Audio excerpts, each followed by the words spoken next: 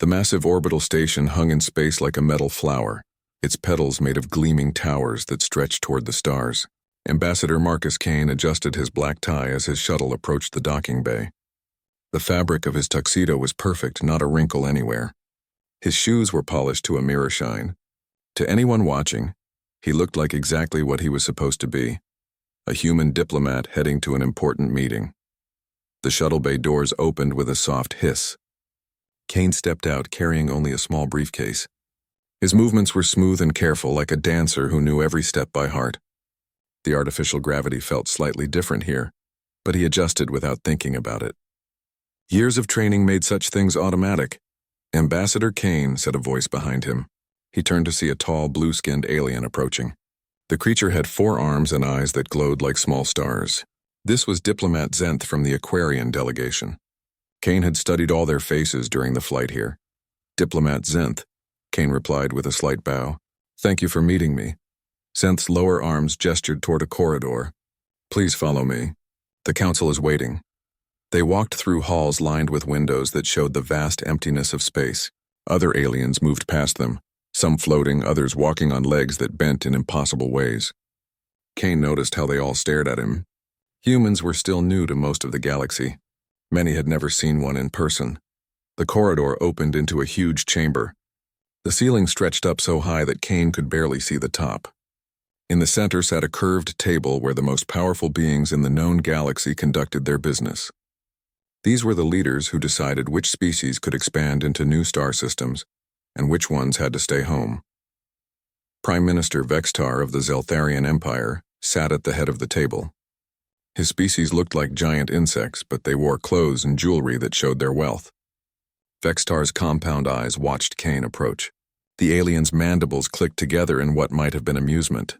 So this is the human representative, Vextar said. His voice came through a translator device, making it sound flat and emotionless. Smaller than I expected. Kane set his briefcase down and took the chair that had been prepared for him.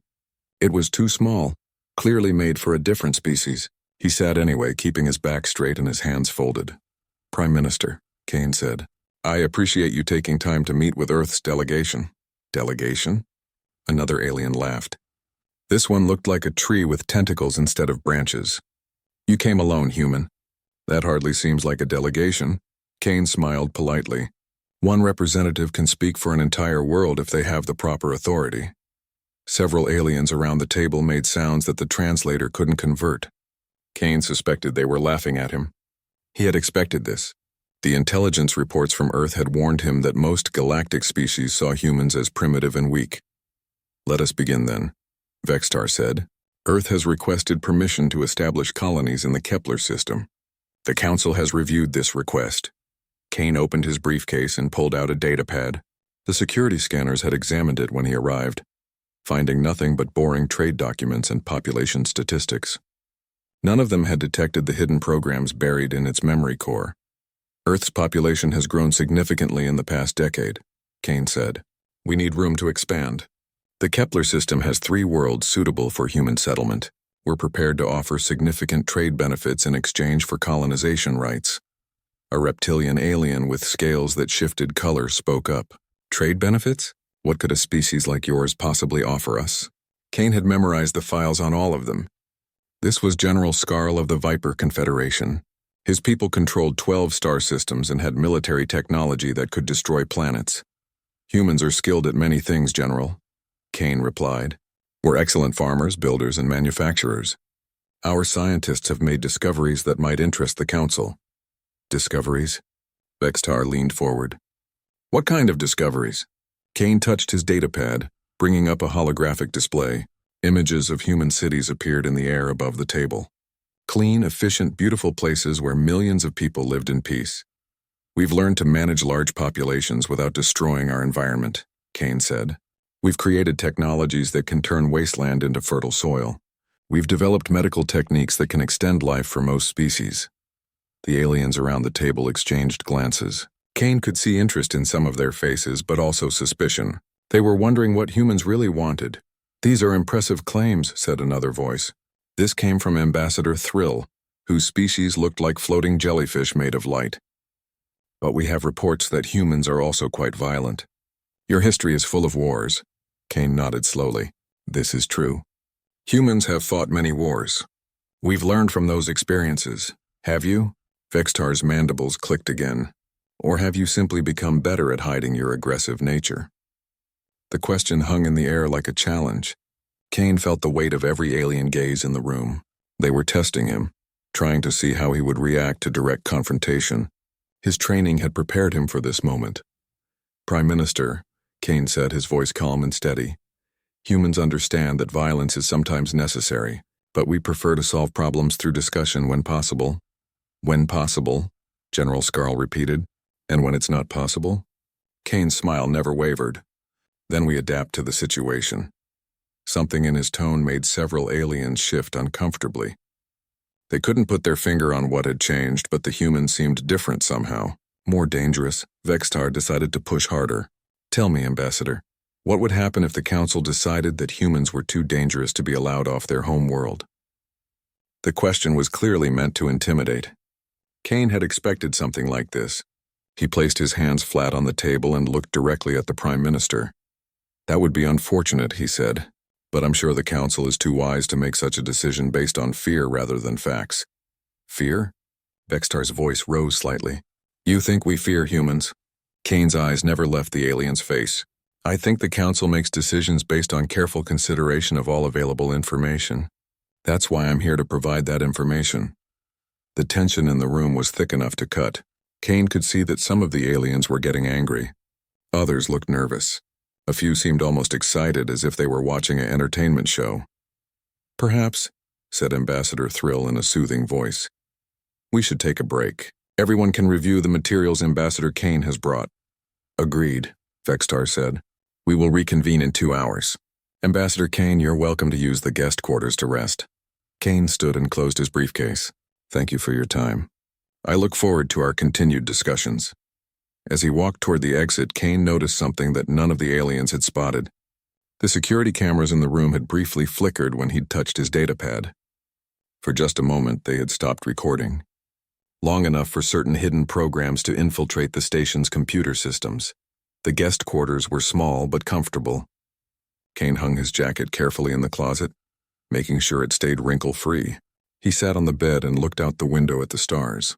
Somewhere out there was Earth, where billions of humans waited to learn their fate. Kane had told the truth during the meeting. Humans did prefer to solve problems through discussion, but he had also been honest about something else. When discussion wasn't possible, they adapted to the situation. The Council was about to discover just how well humans could adapt. Kane returned to the Council chamber exactly 2 hours later. His tuxedo looked just as perfect as before, every crease sharp and every button gleaming. He carried the same briefcase and wore the same polite smile. To the aliens watching, nothing about him had changed. But Kane had spent those 2 hours very productively. The hidden programs in his datapad had mapped the entire station. He now knew the location of every security checkpoint, every weapons cache, and every emergency exit. More importantly, he knew something the Council didn't. Their private communications had been compromised for the past hour. Ambassador, Vextar said as Kane took his seat. We have discussed your proposal. I'm pleased to hear it, Kane replied. I hope Earth's offer was received favorably. General Scarl leaned forward, his scaled face twisted into what might have been a grin. Actually, we've decided to discuss a different matter entirely. Kane tilted his head slightly, maintaining his expression of polite interest. Of course. How can I help? Vextar's compound eyes glittered. We want to talk about humanity's future in the galaxy. The way he said the word future sent a chill through the room.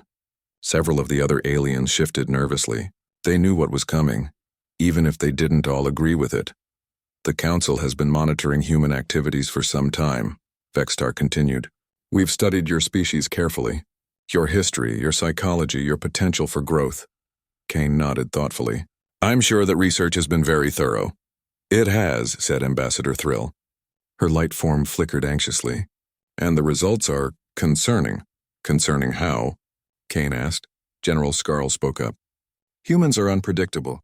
You adapt too quickly to new situations. You learn too fast. You spread too efficiently. These sound like positive traits, Kane observed. Not when they threaten the stability of the galaxy, Vextar snapped. Every species that has achieved interstellar travel follows certain patterns. They expand slowly, they develop cautiously, they integrate gradually with existing civilizations. Humans do none of these things. Kane set down his briefcase and folded his hands. Prime Minister, I'm not sure I understand your concern. Humanity has been peaceful in all our interactions with other species. So far, General Scarl said. But what happens when you have 100 colonies? 1,000? What happens when humans decide they don't want to follow galactic law anymore? The question hung in the air. Kane could see where this was heading, but he let them continue. It was important to understand exactly how far they were willing to go. We've made a decision, Vextar announced. Humanity will be restricted to your home solar system. No colonies, no expansion, no further contact with other species. Kane was quiet for a long moment. When he spoke, his voice remained perfectly calm. That would essentially be a death sentence for our species. Earth's resources are limited. Better than allowing you to threaten the entire galaxy, General Scarl said. And if humanity refuses to accept this restriction? Kane asked. Vextar's mandibles clicked ominously. Then more direct action will be necessary. Kane nodded slowly as if considering this information. I see. And you've brought me here to deliver this ultimatum? Actually, said a new voice, we brought you here for something else entirely. Kane turned to see a massive alien emerging from a side door. This was Commander Braux of the Titan Legion, a species known for their skill in combat. Behind him came a dozen soldiers wearing full battle armor. You see, Ambassador, Vextar explained, we can't allow you to return to Earth with this information. Your species might do something foolish like try to fight back. The soldiers spread out around the room, positioning themselves between Kane and all the exits. Their weapons were already charged and ready to fire. Kane looked around at the aliens who had been negotiating with him just moments before. So this was never about trade agreements. No, Vextar admitted. This was about elimination. Kane stood up slowly, his movement still graceful and controlled. I have to admit, Prime Minister, this is disappointing. Disappointing? General Scarl laughed. You're about to die, human. You should be terrified. Kane straightened his tie. I'm disappointed because I really did hope we could solve this through discussion. Commander Braux raised his weapon. Enough talking. Kill him. The first energy blast came from Kane's left. He moved before the alien soldier could complete the trigger pull, twisting away from the beam with fluid precision. The shot burned a hole in the wall where his head had been a split second before. Kane's briefcase flew through the air, striking the second soldier in the face hard enough to shatter his helmet visor. Before the alien could recover, Kane was already moving toward him. The other soldiers opened fire, filling the air with deadly energy beams. Kane seemed to dance between them, his movements too fast and too precise to be entirely human. He grabbed a piece of debris from the damaged wall and threw it with such force that it punched through a soldier's armor. Impossible, General Scarl breathed. Kane's hand closed around a broken piece of metal from his destroyed briefcase. In one smooth motion, he spun and drove it into the throat of the nearest soldier. The alien dropped instantly. Commander Braux roared in fury and charged forward, swinging a massive energy sword. Kane stepped aside at the last possible moment, letting the commander's momentum carry him past. Then Kane grabbed the alien's weapon arm and twisted. The sound of breaking bones echoed through the chamber. Commander Braux screamed and dropped his sword. Kane caught it before it hit the floor. You're not human, Vextar whispered. Kane tested the weight of the energy sword, then looked up at the Prime Minister. A thin line of blue alien blood ran down the blade where it had cut through Commander Braux's armor. Actually, I am, Kane said.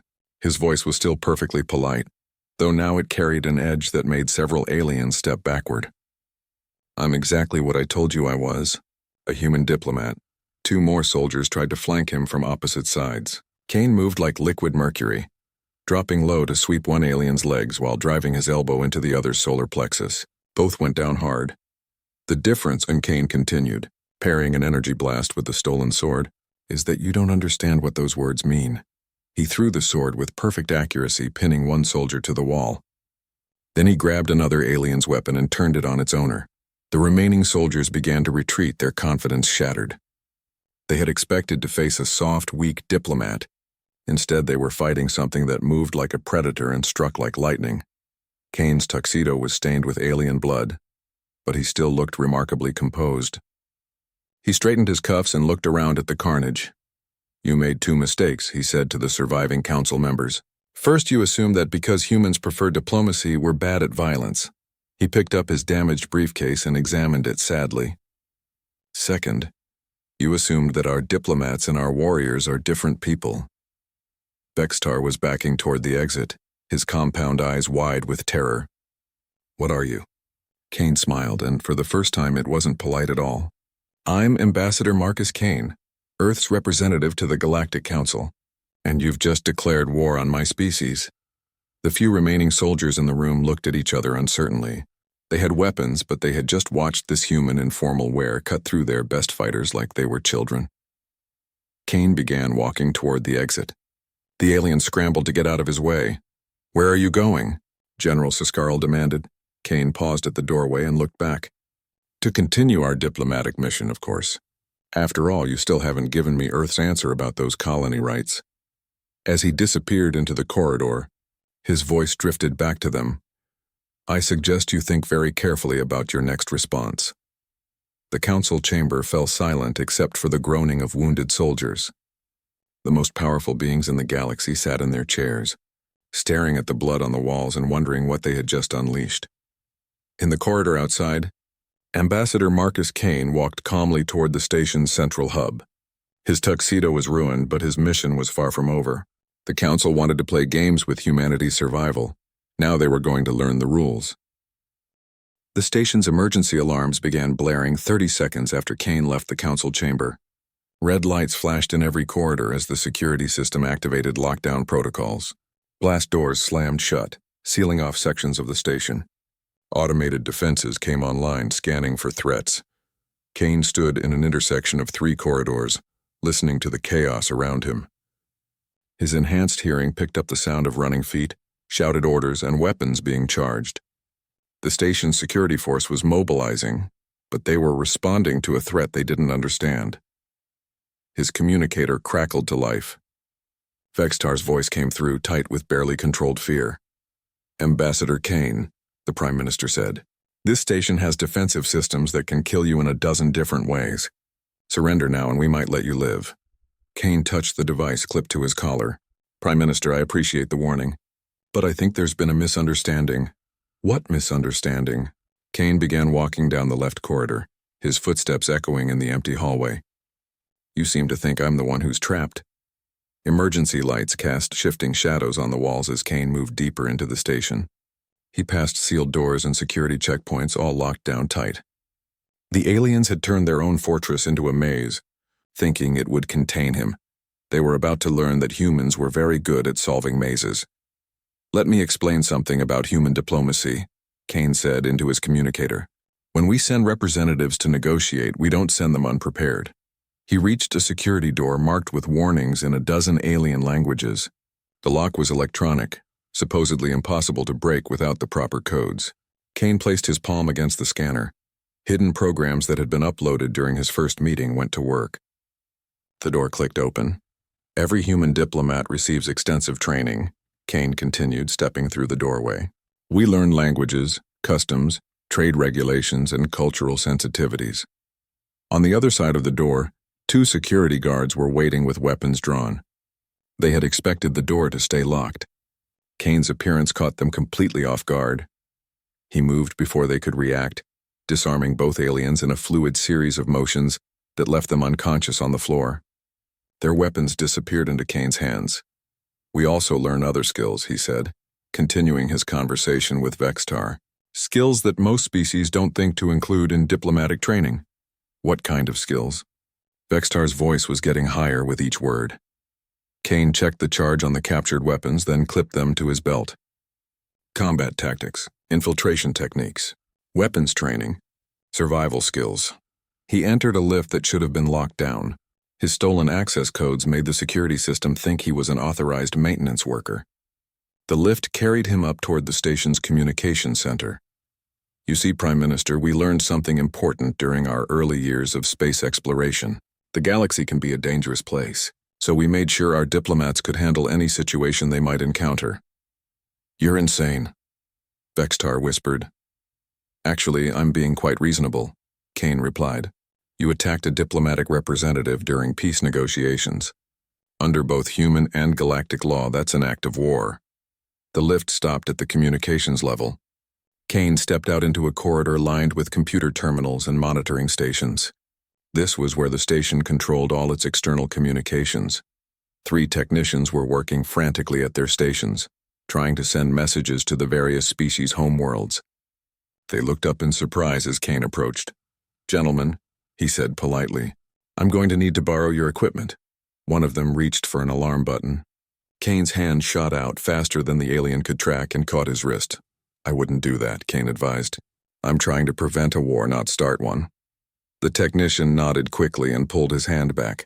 Kane released him and moved to the main communication terminal. What are you doing?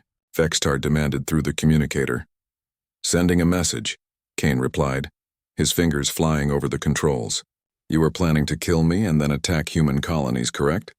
Silence from Vextar. I thought so, Kane continued. But you see, you made one crucial error in your planning. Kane's message went out on every major communication channel in the galaxy. News networks, government frequencies, even entertainment broadcasts. Within minutes, every civilized species would know what had happened on the station. The message was simple and devastating. The Galactic Council had attempted to assassinate Earth's diplomatic representative during peace negotiations, then planned to launch unprovoked attacks on human colonies. Kane had included video evidence, audio recordings, and detailed documentation of the Council's conspiracy.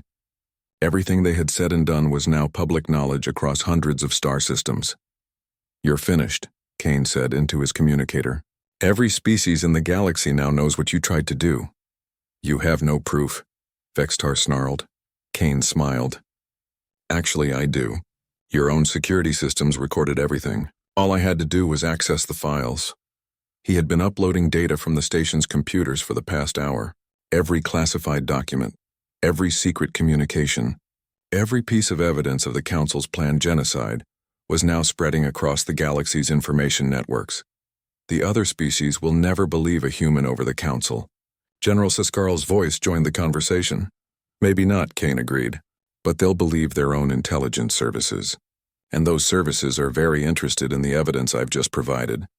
Kane left the communications center and continued deeper into the station. Security forces were converging on his position, but they were always one step behind.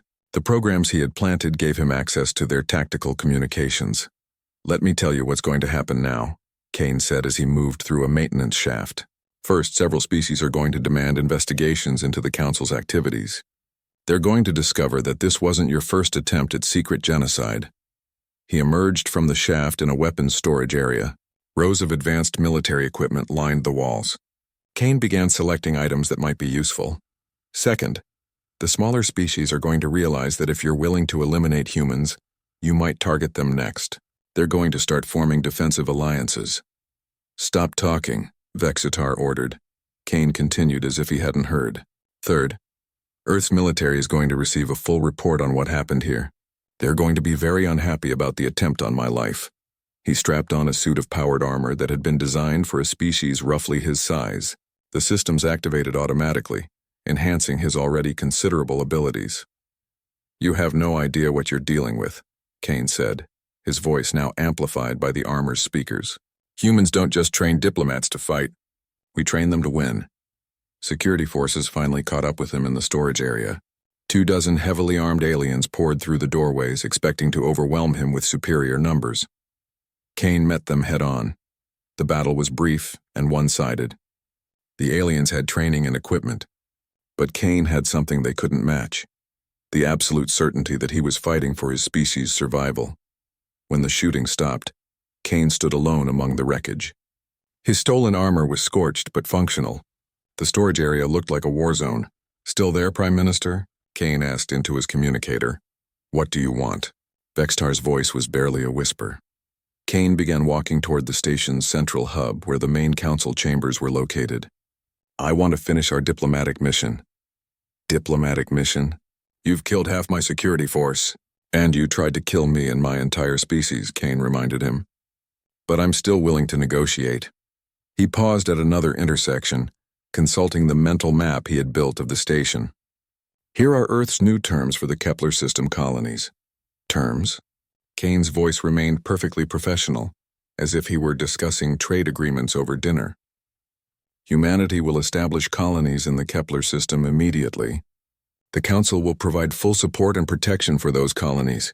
Impossible! The Council will also formally apologize for this attack and pay reparations to Earth for the attempt on my life. Kane continued moving toward the central hub.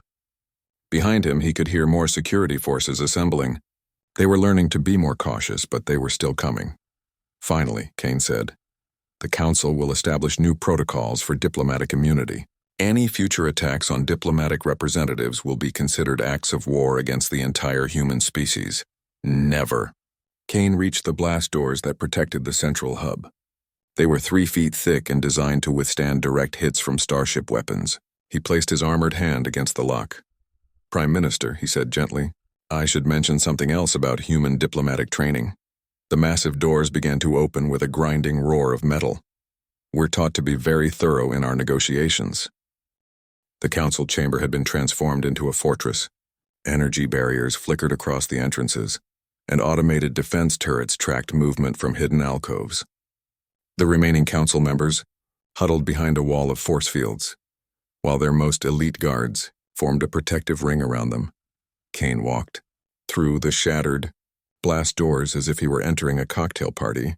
The powered armor made his footsteps thunder against the polished floor, but his movements remained graceful and controlled. He surveyed the defensive preparations with the detached interest of a professional. Impressive, he said, his voice amplified by the armor's speakers. You've turned this place into quite the bunker. Vexitar stood behind the thickest energy barrier, his compound eyes glittering with desperate defiance. You cannot reach us here, human. These defenses could stop a battleship. Kane nodded thoughtfully. They could. These are Titan-class energy shields, military grade. The turrets are quantum pulse weapons, capable of vaporizing most known materials. He began walking slowly around the perimeter of their defenses, examining each system with expert attention. Very well designed. Very expensive. You must have been planning something like this for a long time. Stay back, General Scarl roared. We are the rightful leaders of this galaxy! Kane stopped walking and turned to face them directly. Actually, General, that raises an interesting question. Who gave you the right to decide which species lives and which ones die? We have maintained galactic peace for over 1,000 years, Ambassador Thrill said, her light form flickering nervously. Have you? Kane asked. Or have you simply eliminated anyone who might threaten your power? He gestured toward the defensive system surrounding them. This equipment, these weapons, this entire station, it wasn't built for peace negotiations. This is a military command center disguised as a diplomatic facility. Kane's armor systems were scanning the energy barriers, analyzing their frequency patterns and power sources. You've been using diplomatic immunity as cover for assassination operations. How many species have you eliminated over the centuries? You know nothing about the responsibility of leadership, Vexitar snarled, don't I? Kane reached up and removed his helmet, revealing his face. There was no fear in his expression, only a cold, professional calm. Tell me, Prime Minister, what do you think a human diplomat actually is? The question seemed to confuse them. Vexitar's mandibles clicked uncertainly. Kane set his helmet down on a piece of debris and began removing the rest of the armor. You keep calling me inhuman, as if being deadly somehow makes me less of a diplomat. The armor plates came off with practiced efficiency, revealing his blood-stained but still formal tuxedo underneath. But you're thinking about this backwards. Kane straightened his tie and smoothed down his jacket. Despite everything that had happened, he still looked like he belonged at a state dinner. You see, most species make a distinction between their diplomats and their warriors. They send different people to handle different situations. Kane began walking toward their defenses again, now unarmored and apparently defenseless. Humans learned not to make that distinction. The automated turrets tracked his movement, but didn't fire. Their sensors were confused by his lack of weapons or armor. When we first reached the stars, we tried the traditional approach. We sent our best negotiators to make peaceful contact with other species. Kane's voice carried a note of genuine sadness. Many of them died. He reached the outer energy barrier and placed his bare hand against it. The field crackled and sparked where it touched his skin, but he didn't pull away. We learned that the galaxy isn't kind to the unprepared, so we changed our approach. Kane pressed harder against the barrier. His hand began to glow with the same frequency as the energy field. We started selecting our diplomats from our most capable individuals, people who could handle any situation they might encounter. The energy barrier began to fluctuate. Kane was somehow disrupting its harmonic frequency with nothing but his bare hand. People who could negotiate trade agreements over dinner, then fight their way through an army if the negotiations went badly. The barrier collapsed in a shower of sparks. Kane stepped through the gap as calmly as if he were walking through an open doorway. "That's impossible," Commander Brelks whispered, cradling his broken arm. Kane looked at him with something that might have been pity. "Commander, you're thinking in terms of what's possible for your species, but I'm not your species." The second barrier fell as easily as the first. Kane continued his steady advance toward the terrified council members. "Every human diplomat is selected from the top 1% of our population. We're trained in languages, cultures, economics, and military tactics. We study psychology, philosophy, engineering, and combat theory." A third barrier collapsed. The automated turrets finally opened fire, sending streams of quantum energy toward Kane's unprotected form. Kane moved like smoke, flowing between the deadly beams with impossible grace. His hand shot out and touched one of the turrets. It exploded in a shower of sparks and molten metal. We spend years learning to be perfect dinner guests and perfect killing machines at the same time. Another turret fell to his touch, then another. When we meet with other species, we come prepared for any outcome. If you want to discuss trade agreements, we're ready. If you want to share scientific discoveries, we're ready. If you want to try to kill us. Kane reached the final energy barrier.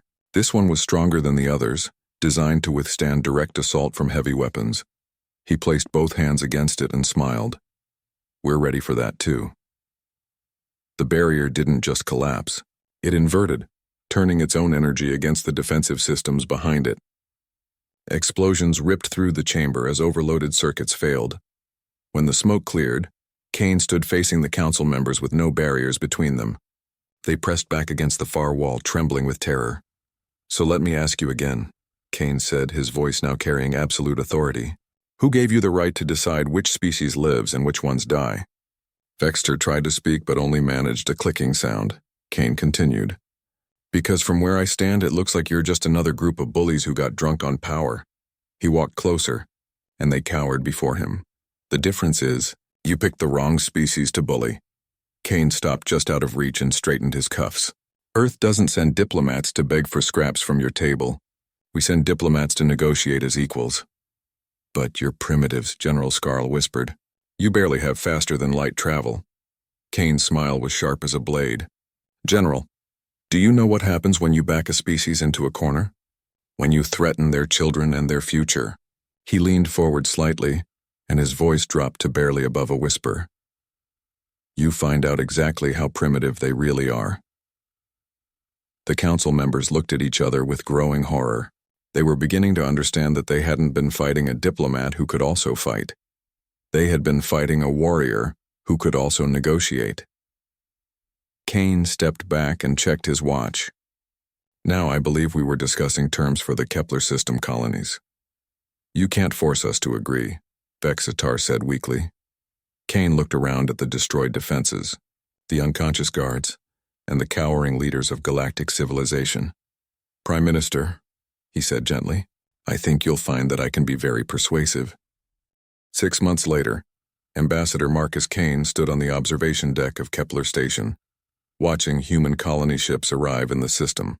The massive vessels moved with purpose toward the 3 worlds that now belonged to Earth, carrying millions of settlers to their new homes.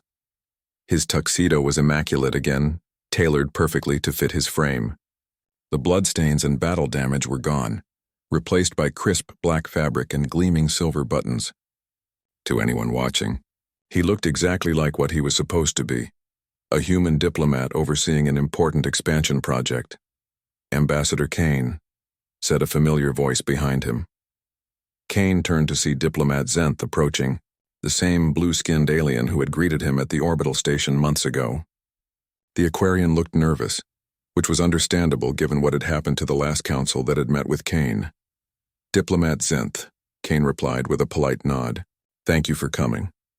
The new council appreciates your invitation to this ceremony, Zenth said carefully. We wanted to personally congratulate Earth on its successful colonization effort. Kane gestured toward the viewport, where construction ships were building orbital platforms around each of the 3 worlds. We appreciate the council's support. The transition has gone very smoothly. That was an understatement. After news of the Tuxedo incident had spread across the galaxy, the political landscape had changed dramatically. Species that had been loyal to the old council began demanding investigations. Smaller civilizations formed defensive alliances. 3 major governments fell within a month. The surviving members of the original council had been quietly removed from power. Some had been arrested by their own people. Others had simply disappeared. Vextar had suffered the worst fate of all. He had been made an example of by his own species, who were desperate to distance themselves from his actions. The new agreements have been very beneficial for everyone involved, Zenth continued, still sounding nervous. Kane smiled. I'm pleased to hear that. The new galactic government was very different from the old one. Instead of a small group of powerful species making decisions for everyone else, the galaxy now operated under a more democratic system. Every species had a voice, and major decisions required broad consensus. More importantly, there were new rules about diplomatic immunity. Any attack on a diplomatic representative was now considered an automatic declaration of war against that representative's entire species. The galaxy had learned not to mistake diplomatic courtesy for weakness. If you don't mind me asking, Zenth said hesitantly, what will you be doing next? Kane checked his watch. Actually, I have another appointment this afternoon. The Hegemony of Worlds has requested a meeting to discuss trade agreements. Zenth's face went pale blue. The Hegemony was a collection of military-focused species that had been expanding aggressively for decades. They controlled over 50 star systems and had one of the largest fleets in the galaxy. They've been causing problems for some of the smaller species, Kane explained.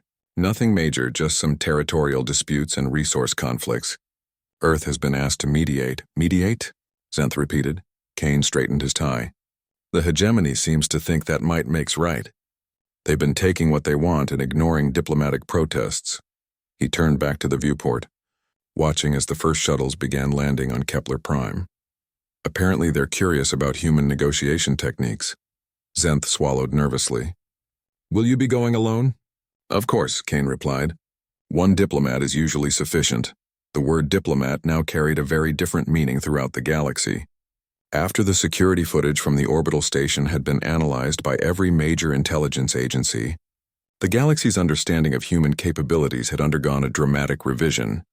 Other species had always assumed that humans were weak because they preferred peaceful solutions. Now they understood that humans preferred peace because they were so devastatingly effective at war. The Hegemony has agreed to meet on their flagship, Kane mentioned casually. The Eternal Conquest. It's supposed to be one of the most heavily armed vessels in the galaxy. Zenth made a sound that might have been a whimper. Kane's communicator chimed softly. He touched the device and listened to the message. Ah, excellent. My transport has arrived. Through the viewport, they could see a small human shuttle approaching the station. It looked completely ordinary, the kind of vessel used for routine diplomatic missions. I should be going, Kane said. Thank you again for attending the ceremony. Please give my regards to the new council. As they walked toward the docking bay, Zenth worked up the courage to ask another question. Ambassador, if you don't mind me asking, are all human diplomats like you? Kane considered this thoughtfully. Like me, how? Capable of, Zenth gestured vaguely, handling difficult situations. Kane's smile was perfectly diplomatic. Diplomat Zenth, every human represents our entire species when they travel among the stars. We make sure they're prepared for any situation they might encounter. They reached the docking bay, where Kane's shuttle was waiting. The pilot who greeted him looked like a perfectly ordinary human woman in a standard diplomatic uniform. Ambassador Kane, she said. I'm Captain Sarah Chen. I'll be taking you to the Hegemony flagship. Thank you, Captain, Kane replied.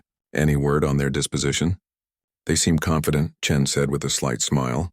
Apparently they've heard about your reputation but think it's been exaggerated. Kane chuckled. They usually do. As Kane boarded the shuttle, Zenth called after him. "Ambassador, what should we expect from this meeting?" Kane paused in the doorway and looked back. "The same thing you should expect from any diplomatic negotiation, Zenth. A peaceful resolution that benefits everyone involved." The shuttle doors closed and the vessel departed, leaving Zenth alone on the observation deck. He watched it disappear into the distance, carrying Earth's representative toward another meeting with another group of aliens who thought they understood what humans were capable of. Across the galaxy, the news networks were already preparing their coverage of the upcoming negotiations. The hegemony crisis had been building for months, with dozens of smaller species appealing for help against the military alliance's expansion. Now Earth's most famous diplomat was going to handle the situation personally. In the shuttle, Kane reviewed the files on the hegemony's leadership. They were a proud warrior culture that respected strength above all else. They had built their empire through conquest and intimidation, crushing anyone who opposed them. They had requested this meeting because they were curious about the species that had humiliated the old Galactic Council. They wanted to see what humans were really capable of. Kane closed the files and looked out at the stars. The hegemony was about to get their answer. On Kepler Prime, the first human colonists were already breaking ground for their new cities. Children who would grow up as citizens of the galaxy were taking their first steps on alien soil. The future that the old council had tried to steal from humanity was finally beginning. And somewhere in the vast darkness between the stars, Ambassador Marcus Kane was doing what human diplomats did best, making sure that future remained secure. The galaxy had learned a valuable lesson from the Tuxedo incident. When humans said they came in peace, they meant it, but they also came prepared for any other outcome. The shuttle carrying Kane disappeared into hyperspace, heading toward another meeting where the fate of billions might be decided by words rather than weapons. Because sometimes, the most powerful weapon at the negotiating table wasn't hidden under the table at all. Sometimes it was sitting right there in plain sight, wearing a perfectly pressed tuxedo and a diplomatic smile.